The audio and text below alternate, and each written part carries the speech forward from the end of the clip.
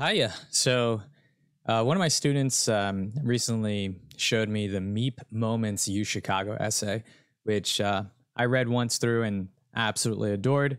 For those of you guys who are applying to UChicago, the essays are out. The supplemental application can be added, and you can start seeing the very unique, I'd say that sometimes they're considered notorious prompts from UChicago. I find them to be a lot of fun.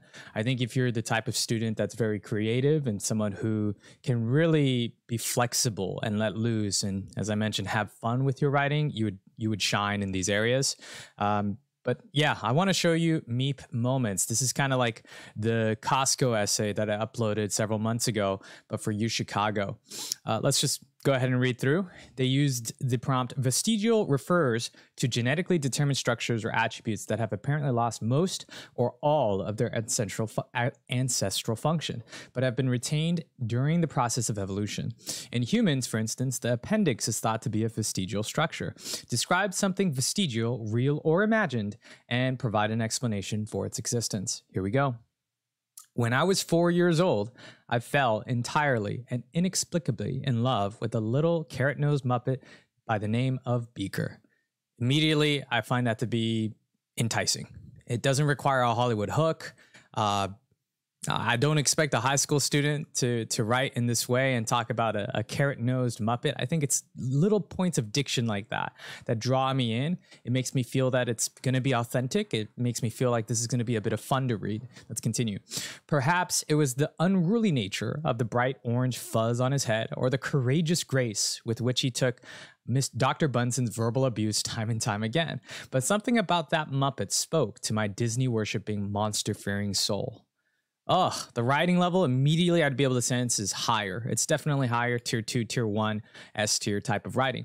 And the reason why is the perhaps, I think, it definitely strays away from what I typically see in typically tier 3, tier 2 students, where they feel very AP Lit, AP Lang style, where it's more analytical as opposed to contemplative, perhaps contemplative, Disney worshipping, monster fearing. Sorry, I should read through as much as I can. My favorite thing about Beaker was his catchphrase, the monosyllable masterpiece, Meep. Love the alliteration, monosyllable masterpiece. Slowly but surely, the phrase Meep began to seep into my vocabulary.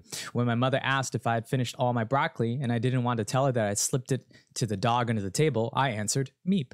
When my kindergarten teacher asked me if I was the one who started that snowball fight, I answered Meep. It was the perfect one-size-fits-all versatile phrase to cover all of my linguistic needs. While other staples of my childhood, such as my Wizard of Oz lunchbox and American Girl dolls, eventually faded into memory, the word Meep determinedly clung to my repertoire. It's a lot of word choice usage. The diction here is fantastic. For those unfamiliar with the magic of Meep, it might be easy to assume that it now retains a somewhat vestigial presence within my vernacular. Yet, I can offer full assurance that the practice of meeping has much more use to me than my appendix or the tip of my tailbone. Coming to answer the prompt, coming in a little early too, within the third paragraph. A lot of times I feel like students don't answer or give some sort of direction or nod to the prompt until it's too late, until the very end. I've often said that as like you're a Boeing 747 and you're trying to land that bird in a swimming pool. It's really hard to do that. Though my Meeps may have evolved in what could be considered the early Cenozoic era of my life, they still retain a vital place within my daily dialect. So there's a little bit of IQ injections in here. Cenozoic era, vernacular, tip of my tailbone. It's just very playful. The word choices here, the flow, to me, it shows that there's a confidence and there's a sharp intelligence behind this writer. I can't help but mutter a meep when I am on a paused chairlift near the top of the mountain, the wind swinging me back and forth like a loose tooth about to fall out. When I'm surrounded by grumpy, sleep-deprived friends during AP exam season, there's no better way to send everyone into fits of laughter than with a well-placed meep. In these moments, I know that there is no form of human expression, no word, no gesticulation, no fake cough, no interpretive dance that could better capture the feeling I wish to convey than Meep.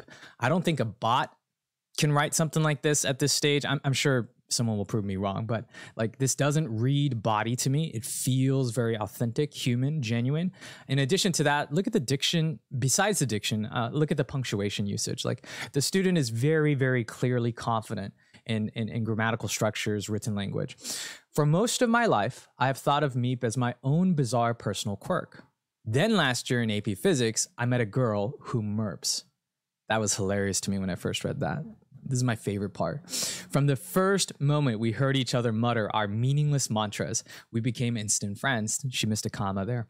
Every day we would trade meeps and merps back and forth while working in class, our teacher shaking his head with bewildered amusement as we determinedly found a way to make our 13-step centripetal force problem subject to endless giggles.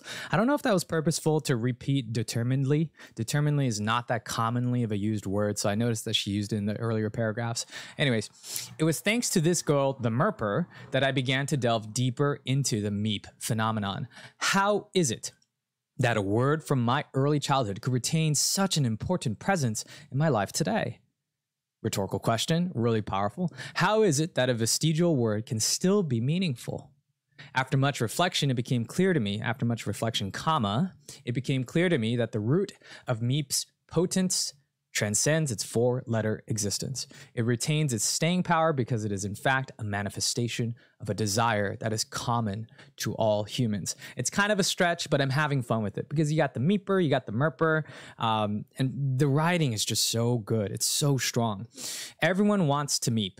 On a hot day, everyone wants to kick off their sweaty, toe-crunching, scrunching dress shoes and run barefoot through the grass. When no one else is on the sidewalk, comma, everyone looks over at the raised curb and longs to walk along it heel to toe, arms out, and imagine they're traversing a tightrope. At the end of Thanksgiving dinner, after vowing several times that they will never eat again, everyone has the desire to flatten their leftover mashed potatoes with the heel of their spoon and draw a smiley face in the pristine blob. You kind of lost me there. I don't really feel like everyone is like that. I like the other two everyone points, but I have to give her credit for this because or him or her, the everyone wants to meep. In some ways, it's kind of like a very bold vision, and to me, I feel like you can have naysayers. I know one of my other students read this, and you know who you are if you're watching this, and you were a hater. You're like, I was cringing when I was reading all of this.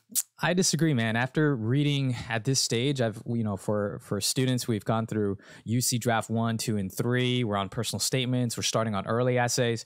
And when I'm reading those drafts, like I see the same rote repetition type of just styles and structures. Again, AP Lang, AP Lit. And so when I read this, it's a huge breath of fresh air to me. It's a huge breath of fresh air. I enjoy reading this. It's fun to read. These are the Meep moments, the moments where, though we relish the challenge and empowerment of our adult lives, we long for the right of young children to live by the rules of nonsense. After a long, exciting day of trading complicated words about complicated ideas with complicated people, there's nothing more liberating than taking those words and peeling away their sophisticated sounding Greek and Latin roots. What is left is a word that, though excluded from the dictionary, holds enormous meaning. I loved this essay. I thought it was a breath of fresh air. It's just the strong writing ability that she's showcasing. She's bringing in the reader when she says everyone feels this way. So there's a sense of, I guess, like collective belonging, connection. On top of that, I could see like adcoms thinking like, oh, that's the Meep girl. Right? That's the Merping Friends Meep girl. So having a nickname could be bad, right? You could have a bad nickname, but in this case, this is obviously a very good nickname. There's no question in my mind that this essay stood out when UChicago was deliberating. Would this be good as a personal statement? Can we use this example for other essays? Because truth be told, I think UChicago now is very singular. I used to be able to say that you can take a UChicago open-ended essay and somehow make it and choose it to be, tailor it to be recyclable to, let's say, Harvard's open-ended. But Harvard has changed. They're going towards diversity questions. So to me, I'm looking at UChicago as the one standalone school that has this long-abled format, no word limit, really creative prompt. If I wanted to use this and recycle it, and get more value out of it? Could this be a personal statement?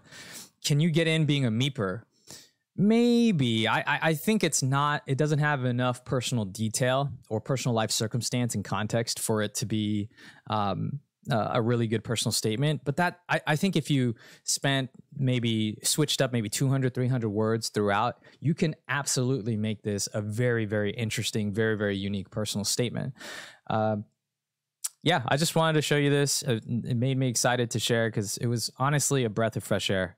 I hope this was helpful, and see you guys next time.